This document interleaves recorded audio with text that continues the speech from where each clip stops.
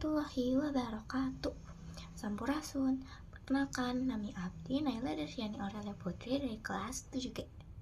Abdi di dia bade nyarioskeun soal Tangkuban Parahu.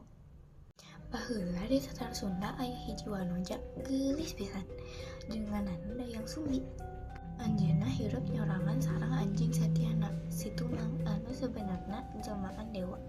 Dirinya dayang sumbi kagungan putra anu dingaranan Sangkuryang. Nalika parantos rumaja Sangkuryang terang yen dayang sumbi teh induna sorangan. Teras anjeunna bika cinta ka anjeunna.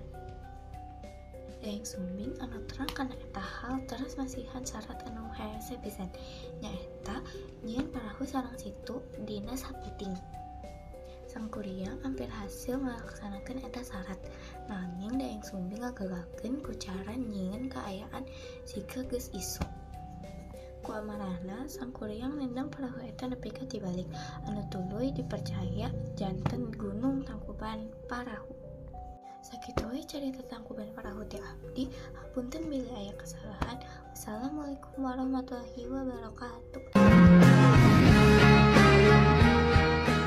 Dulu kita pernah berdiskusi kan tentang indahnya alam dan senja. Tapi kamu tahu, bagian seru dari diskusi itu bukan topiknya, tapi lawan bicaranya.